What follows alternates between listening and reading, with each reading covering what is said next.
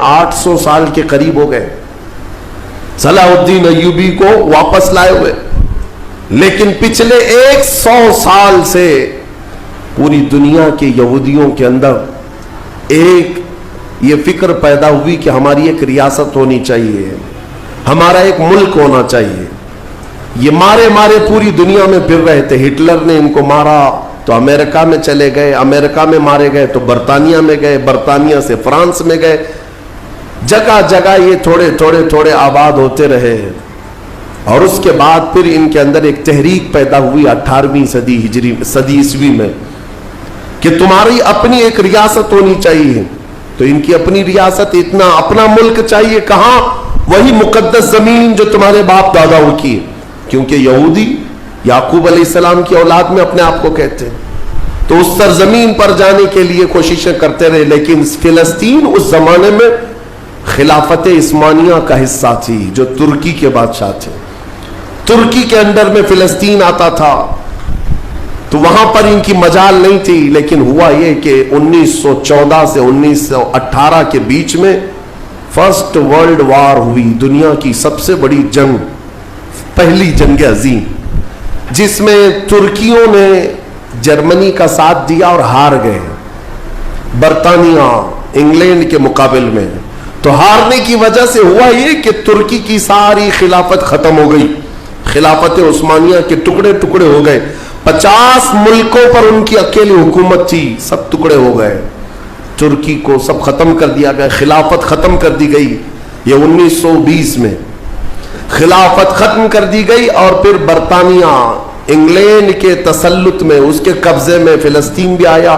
یہ وہ زمانہ تھا جب ہمارا انڈیا بھی انگلینڈ کے انڈر میں تھا، ہمارا بھارت بھی۔ برطانیہ ہر ملک فتح کرتے ہوئے اپنے اندر لیتے جا رہے تھے، یہ انگریزوں کی عادت تھی۔ تو فلسطین بھی ان کے اندر میں تھا۔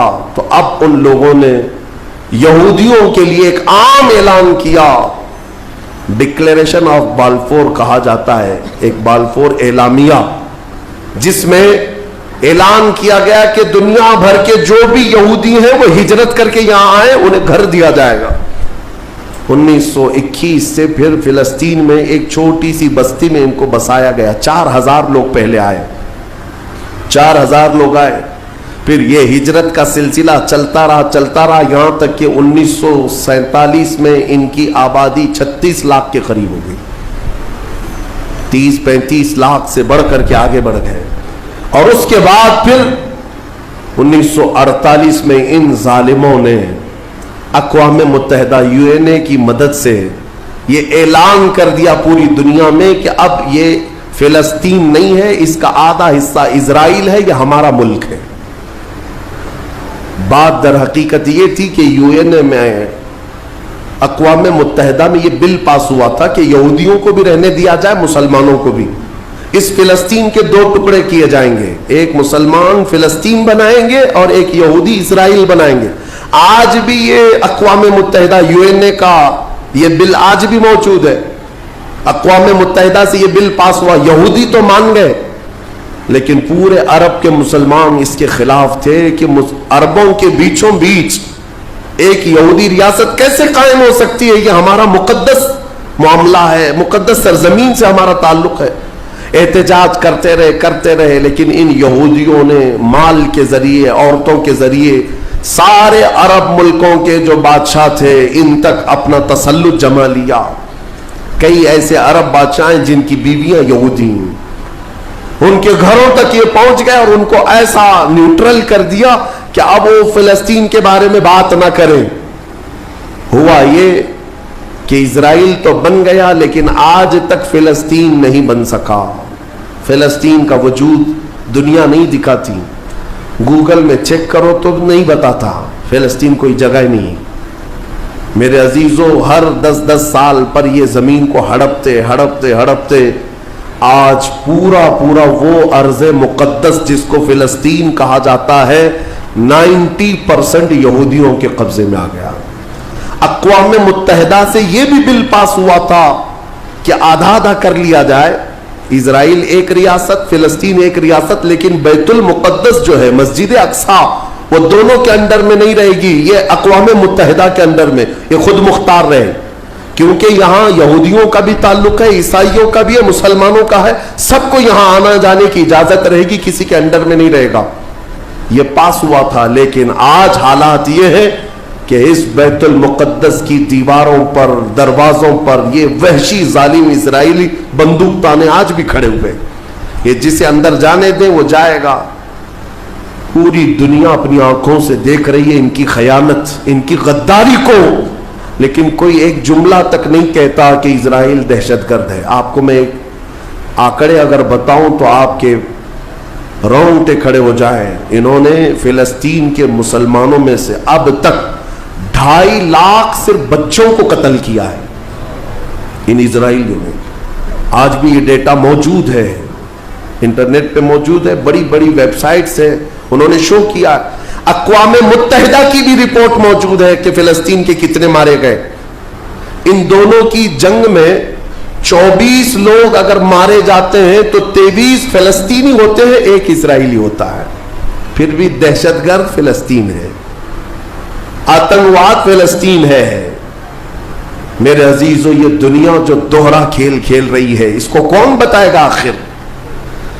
وہاں جمعہ کی نماز پڑھنے کے لیے مومنین آج بھی جاتے ہیں, ان پر گولیاں برسا دی جاتی ہیں, لیکن ان جیال مسلمانوں کو ہزاروں سلام جو تلواروں کے سائے میں بھی میرے مولا کی عبادت خشوع و خضوع سے کرتے. میں خود گیا اور دیکھا ہوں, چھوٹے چھوٹے سے بچے, 6 سال کے, 8 سال کے بچے ملنے کے لیے آتے ہیں, اور یہ پورے اسلحے میں لیس فوجی کھڑے رہتے ہیں. چھوٹا سا بچہ ان کی گن کو یوں گھماتا ہے اور مسجد میں اندر آتا ہے. ایسا لگتا ہے جیسے وہ کھلونے کو پکڑ رہا ہے. میرے عزیزو, یہ بھی حدیث پاک کے ذریعے سے میں بتاتا ہوں. میرے آقا صلی اللہ علیہ وسلم فرماتے ہیں, میری امت کا ایک حصہ قیامت تک باطل سے لڑتا رہے گا, قیامت تک باطل سے لڑتا رہے گا, اور ان کی مخالفت کرنے والوں کا ان پر کچھ بھی اثر نہیں ہوگا, اور دنیا میں کوئی بلا بھی پھیلے تو اس جماعت پر کچھ اثر نہیں ہوگا. صحابہ نے پوچھا, یا رسول اللہ آپ کی امت کا وہ حصہ کون ہے؟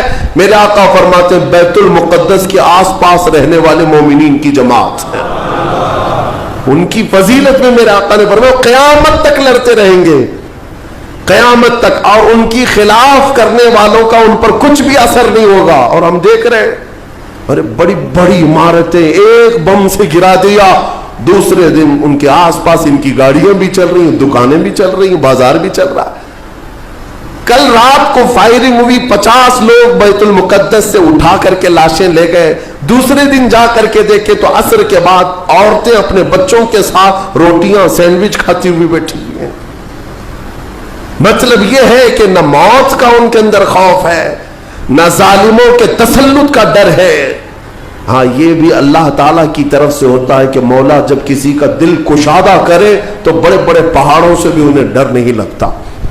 اور ایک حدیث میرے آقا صلی اللہ علیہ وسلم نے فرمایا کہ سید البقاع بیت المقدس, سید الصخرۃ صخرۃ بیت المقدس. حضور نے فرمایا پوری روئے زمین کا سردار جو حصہ ہے وہ بیت المقدس کا حصہ, سردار حصہ. اور گنبدوں میں اگر سردار گنبد ہے تو بیت المقدس کا گنبد ہے, یہ میرے آقا نے فرمایا.